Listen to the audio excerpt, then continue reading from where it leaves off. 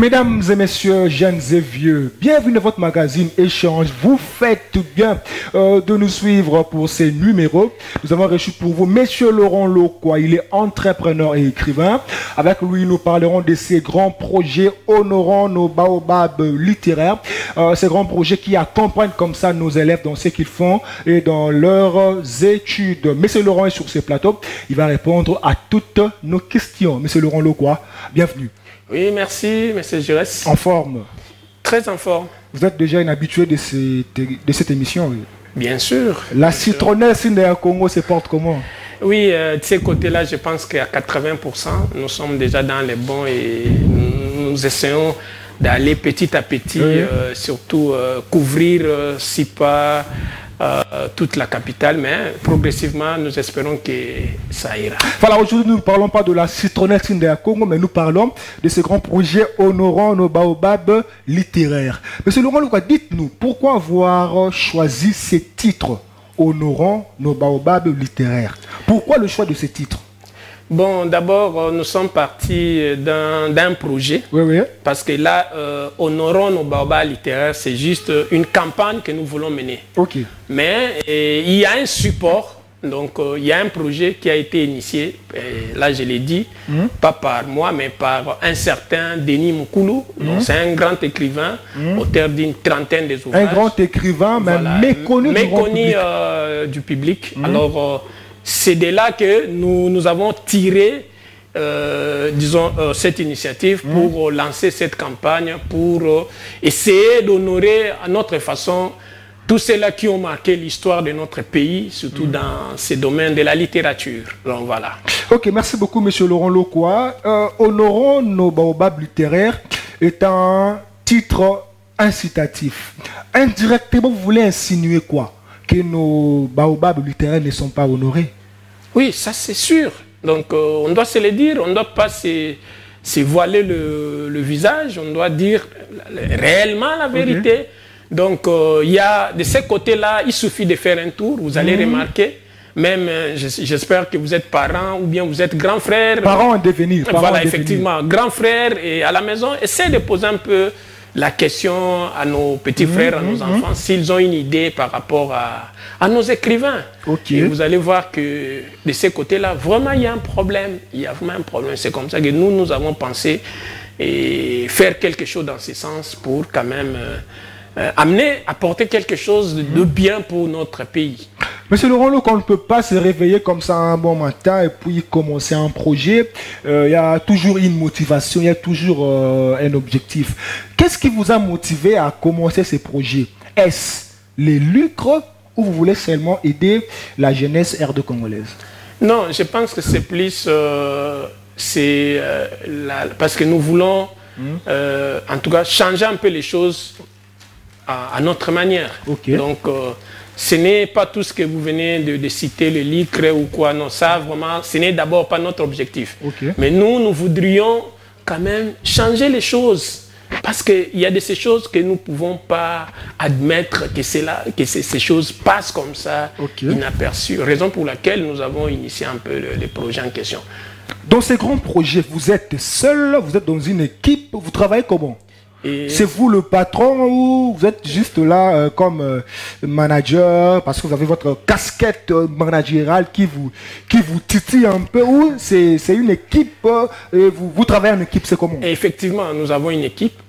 Cette équipe est composée de quelques personnalités et qui sont là, et puis il y a des structures avec qui nous travaillons déjà pour ces projets.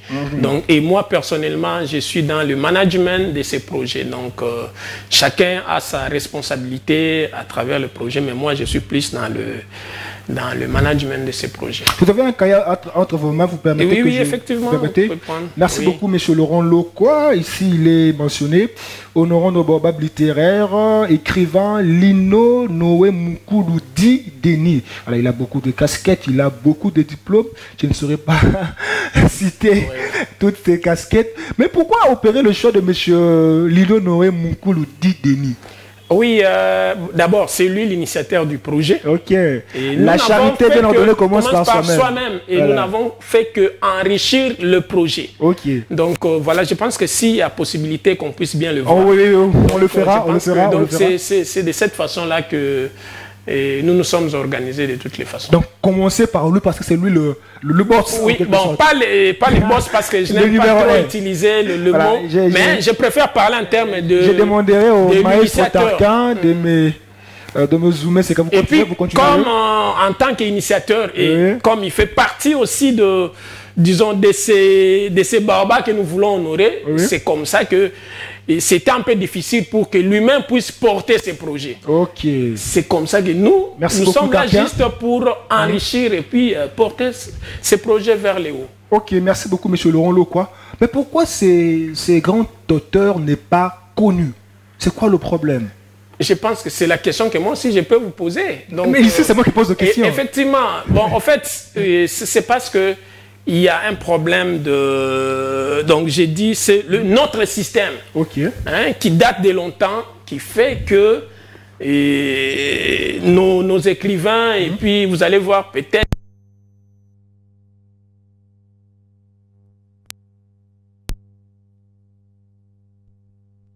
dans cette histoire. Et à vomir. Voilà.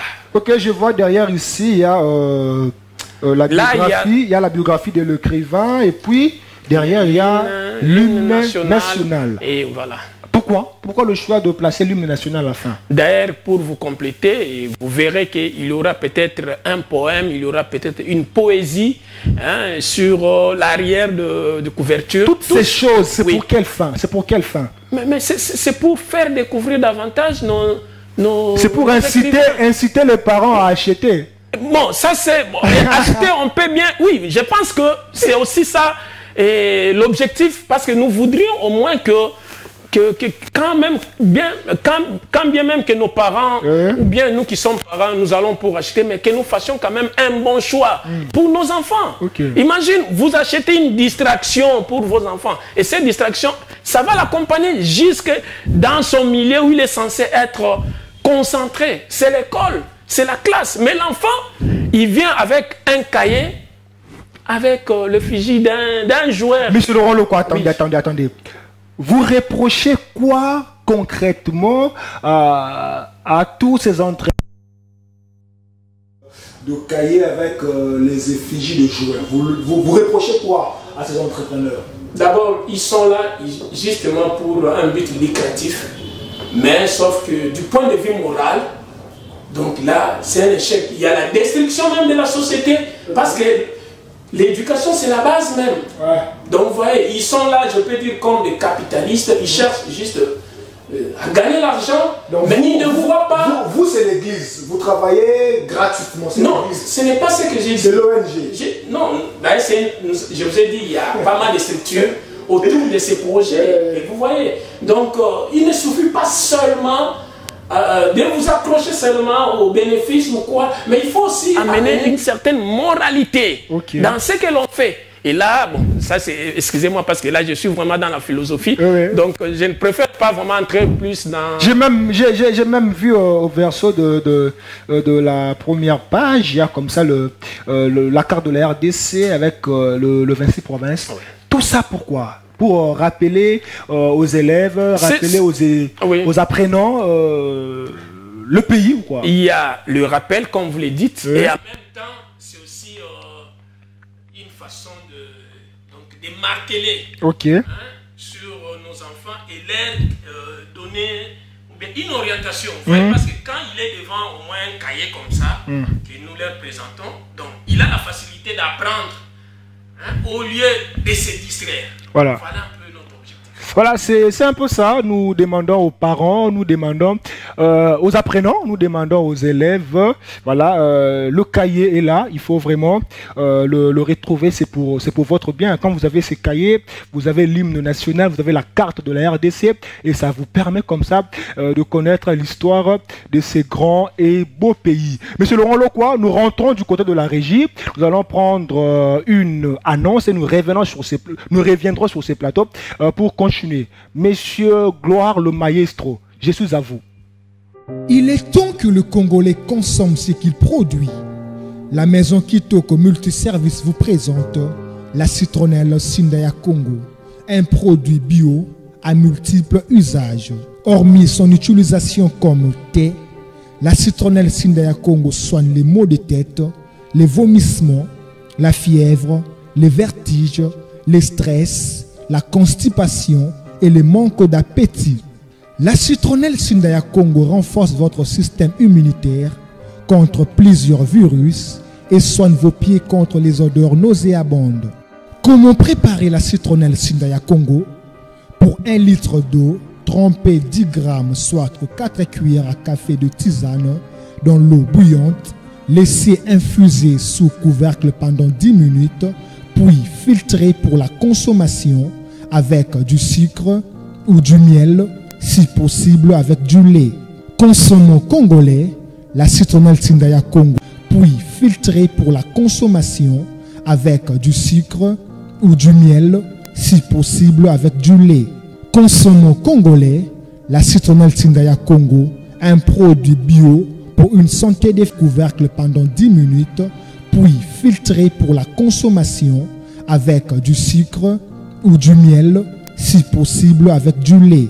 Consommons congolais, la citronnelle Sindaya Congo, un produit bio pour une santé des fers.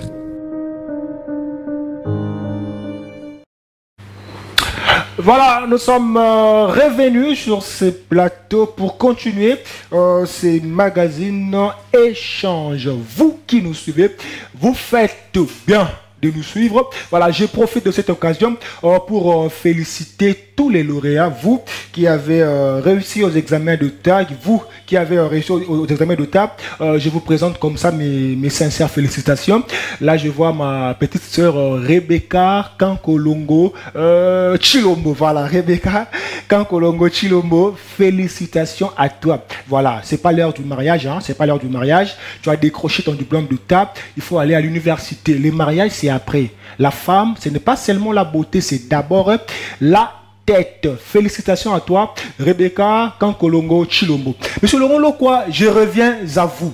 Merci. Voilà, nous le savons excellemment bien. Pour réussir un projet, il faut mettre sur pied des stratégies. Quelles sont les stratégies que vous avez mises en place pour réussir votre projet honorant nos baobabs littéraires? Merci. Si vous me permettez, peut-être avant de bondir à la question, est-ce que vous me permettez aussi de féliciter? Voilà, parce que nous parlons de l'éducation. J'ai des enfants qui ont fait quand même de bons résultats. Ce sont mes neveux. Hein, effectivement, il y a Dieu, il y a Deito. En tout cas, pour félicitations à vous pour tout ce que vous avez fait et surtout pour vos... Voilà, revenons à l'émission, répondez à ma question. Oui, vous m'avez parlé de... Il était question de stratégie. Je pense que c'était ça la question. C'est ça. Et je pense qu'il y a les stratégies qui sont déjà mises en place et nous sommes en train d'y travailler par rapport à ça. Vous voyez, il y a d'abord le média que vous êtes. Alors, nous avons dit, le premier canal par lequel nous pouvons transmettre le message, c'est d'abord le média. Et c'est ce que nous faisons maintenant. Et à part les médias, nous avons des descentes sur terrain. Donc là, nous passerons d'une école à une autre, déjà les jours à venir. Là, ça commence quand, concrètement? Concrètement, donc au mois de novembre ici. Donc déjà au mois de novembre, nous allons novembre, déjà... Oui, donc effectivement, c'est ce que j'ai dit. Donc le temps pour nous de finaliser avec tout ce qu'il y a comme technique, des problèmes techniques, tout ça. Et donc, mais au mois de novembre, nous démarrons déjà avec cette campagne. Présentement, vous êtes dans la phase de sensibilisation. Vous avez dit, au mois de novembre, vous allez descendre sur le terrain pour sensibiliser les écoles. Alors, pour ceux qui veulent acheter ces cahiers, ils doivent faire quoi? On peut déjà le trouver où? C'est dans la phase d'un projet ou c'est déjà du concret? Non, dire que nous sommes, on a dépassé un peu donc la phase du projet. Nous sommes maintenant entre projet et concret. Donc c'est là où nous sommes. Et pour en avoir, je pense que d'abord, nous avons nos partenaires parce que avec qui nous travaillons, ce sont les écoles. Presque, comme je vous ai dit, nous allons faire des descentes à travers les écoles de la ville.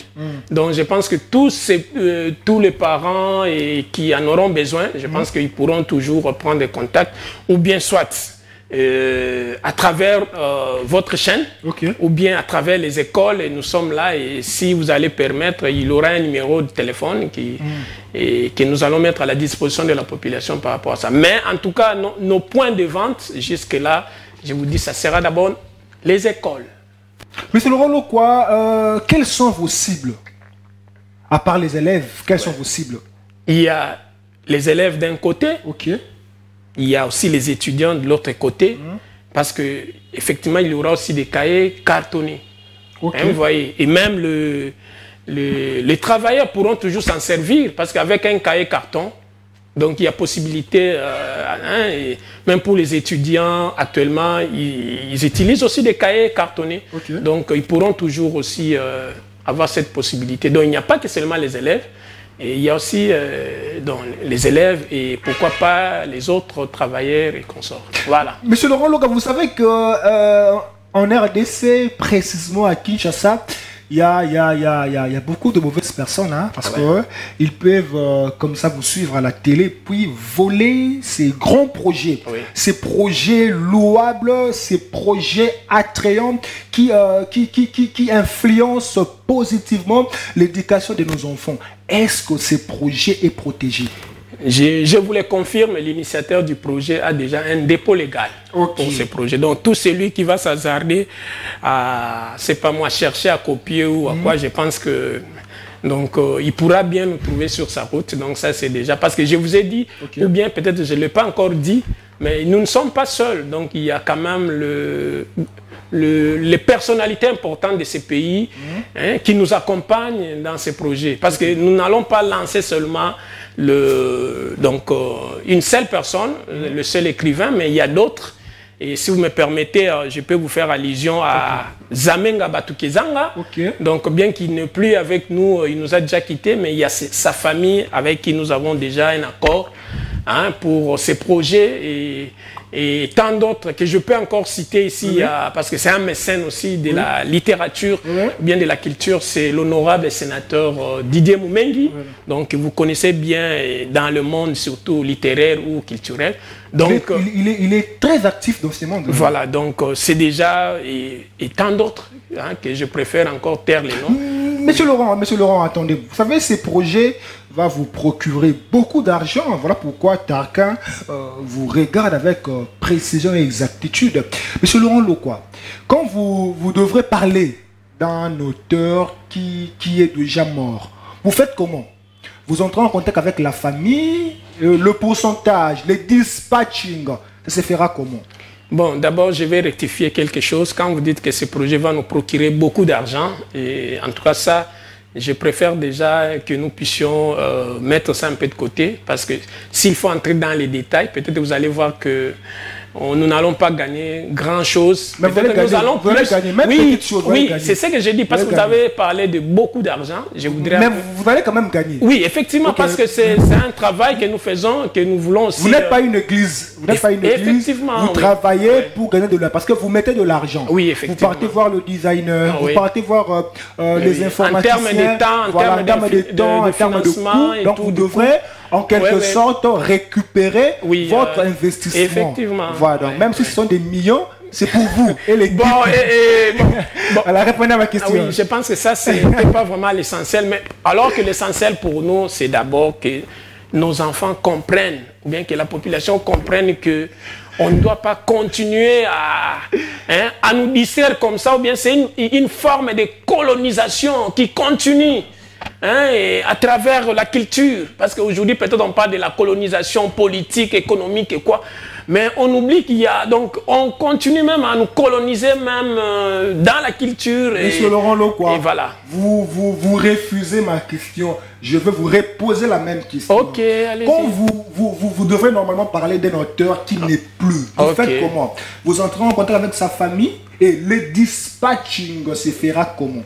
Bon, voilà, déjà parce que nous avons déjà un exemple avec la famille de Zamenga Batukezanga. Et nous sommes allés voir sa famille on a eu à nous entretenir longuement avec la famille. Ils nous ont donné leur accord et nous avons signé un partenariat, un protocole d'accord qui nous lie avec la famille. Donc, je pense que pour ne pas entrer en détail, je vous informe que voilà la démarche par laquelle nous avons voulu, en tout cas, amener ces projets. Donc, nous n'allons pas comme des abrutis ou quoi, mais donc il y a quand même la procédure à suivre. Donc, comme je le disais, il y a, quand nous devons aller vers une personnalité, ou surtout dans ce monde littéraire, donc il faut prendre contact avec, prendre langue avec lui, et puis le reste, on va le finaliser donc dans les détails, bien sûr. C'est M. Willy Bakonga qui gère comme ça l'enseignement primaire, secondaire, technique en RDC. Vous vous êtes déjà vu avec lui, peut-être qu'il peut vous accompagner. Il est très flexible. Nous sommes, je dirais, en route vers lui. Donc, vous connaissez, il faut... Oui, comme en tout cas, vous êtes en route. Oui, nous sommes en route. Voilà. Pour ceux qui veulent vous accompagner, parce que ça, c'est un très grand projet. Okay. C'est vraiment un très grand projet. Il y a le personnes de bonne foi qui veulent vous accompagner, qui veulent financer ces grands projets. Il y a un contact, il y a un bureau, il y a une adresse. Il le fera quoi ou soit, comment il fera pour vous joindre?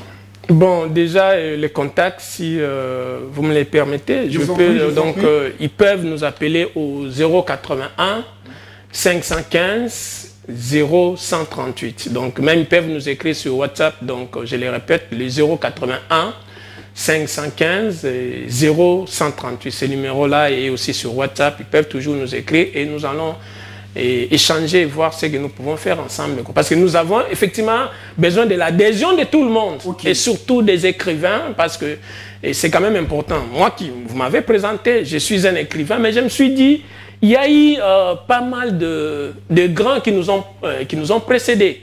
Alors, il faut quelque part essayer de les honorer.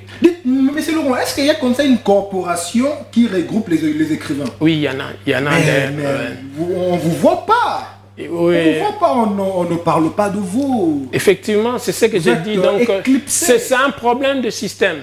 Mais c'est comme ça que vous empêche de vous faire voir. Souvent, c'est ça un peu la réalité. Vous êtes quand même venu chez nous. Oui, effectivement. Mais je pense qu'il y a un effort qui est en train d'être fait, raison pour laquelle vous nous voyez venir ici.